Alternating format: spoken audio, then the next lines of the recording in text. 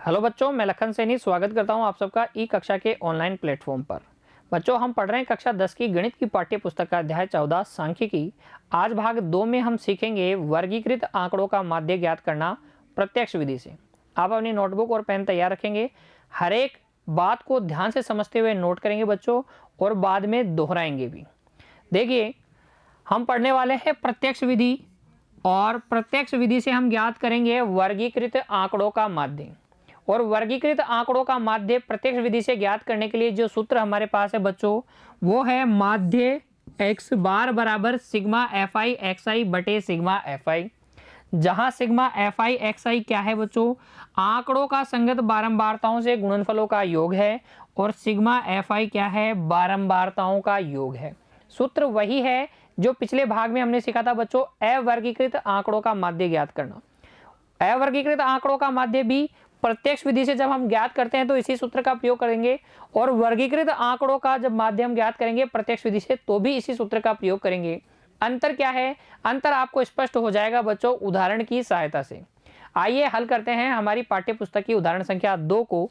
देखिए, उदाहरण संख्या 2, नीचे दी हुई सारणी भारत के विभिन्न राज्यों एवं संघीय क्षेत्रों यूनियन टेरिटरीज के ग्रामीण क्षेत्रों के प्राथमिक विद्यालयों में महिला शिक्षकों के प्रतिशत बंटन को दर्शाती है। ये जो सारणी आपको दी गई है बच्चों उदाहरण संख्या 2 में, क्या दर्शा रही है? महिला शिक्षकों की प्रतिशत मात्रा को दर्शा रही है भारत के राज्य और संघीय क्षेत्रों में जो प्राथमिक विद्यालय हैं उनमें।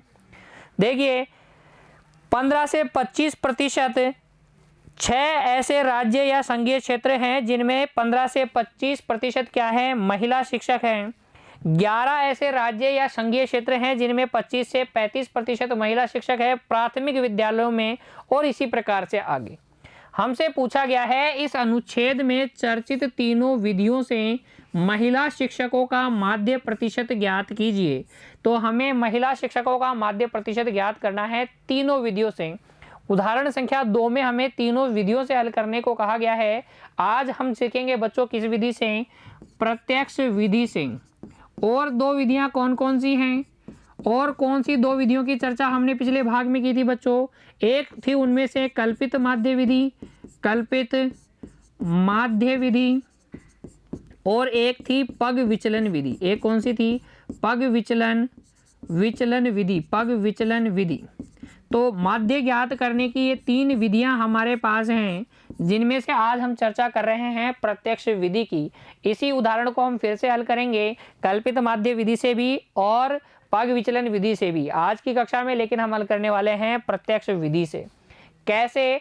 प्रत्यक्ष विधि द्वारा जब आंकड़े वर्ग अंतरालों के रूप में दिए जाते हैं तो माध्य कैसे ज्ञात करते हैं बच्चों, उसके लिए देखिए उदाहरण संख्या 2 का हल प्रत्यक्ष विधि से हम हल करेंगे। और बच्चों, आप एक सारणी बना लीजिए कुछ इस प्रकार की। ये 2 कॉलम तो आपको दिए गए हैं, महिला शिक्षकों का प्रतिशत आपको दिया गया है, राज्यों या संघीय क्षेत्रों की संख्या आपको दी गई है। ये आपके आंकड़े हैं प्रतिशत में, वर्ग अंतराल के रूप में दिए गए हैं आंकड़े, और ये दी गई हैं बारंबारताएं। आप सबसे पहले ज्ञात करेंगे माध्यमान। क्या ज्ञात करेंगे? एक्स आई ज्ञात करेंगे। एक्स आई या माध्यमान कैसे ज्ञात करते हैं बच्चों? देखिए, एक्स आई या माध्यमान जिसको मैं बोल रहा हूं, माध्यमान किनका माध्यमान है? ये वर्ग अंतरालों का माध्यमान है। एक्स आई क्या है? माध्यमान है, वर्ग अंतरालों का माध्यमान है। कैसे ज्ञात करेंगे? उच्च सीमा प्लस निम्न सीमा, या कह दीजिए निम्न सीमा प्लस उच्च सीमा, दोनों सीमा को जोड़ के 2 का भाग लगा दीजिए। उच्च सीमा और निम्न सीमा जो भी वर्ग अंतराल दिया जाता है वो इस तरीके से दिया जाता है, L-H के रूप में निम्न सीमा, फिर बाद में उच्च सीमा। जैसे 15 से 25% तो 15 क्या हो गया? निम्न सीमा। 25 क्या हो गया? उच्च सीमा।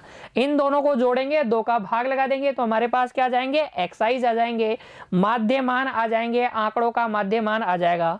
तो 15 और 25 हो गया 40, 40 बटे 2 हो जाएगा 20।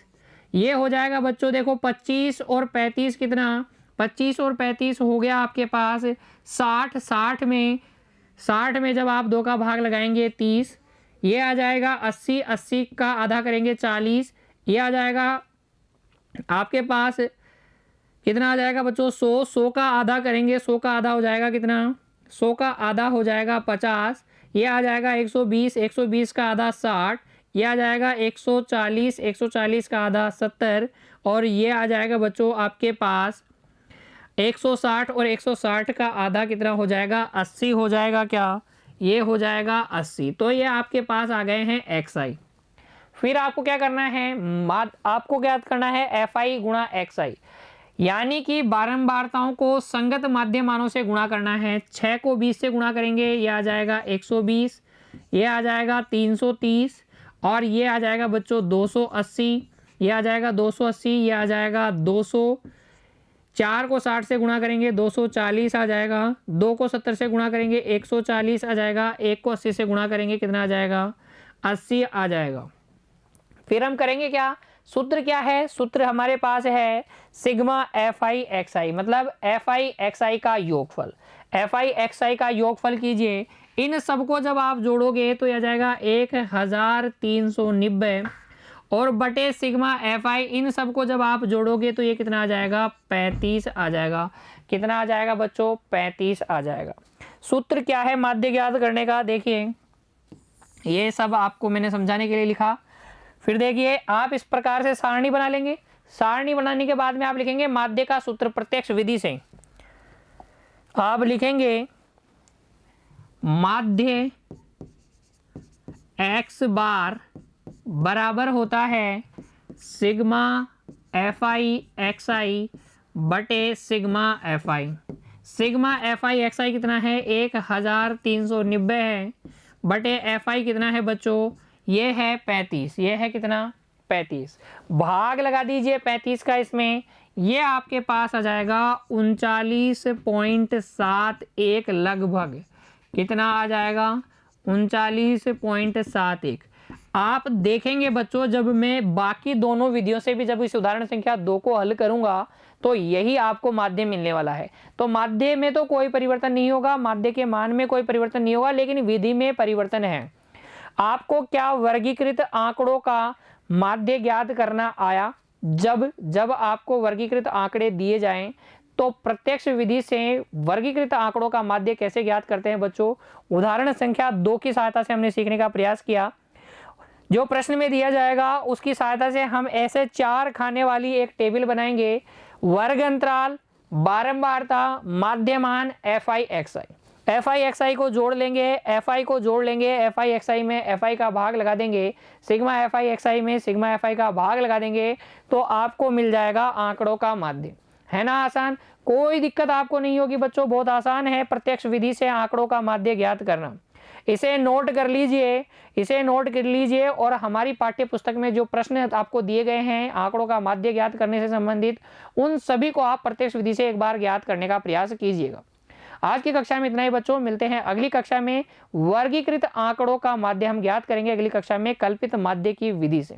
तब तक के लिए आप पढ़ते रहिए बच्चों, खुश रहिए, धन्यवाद।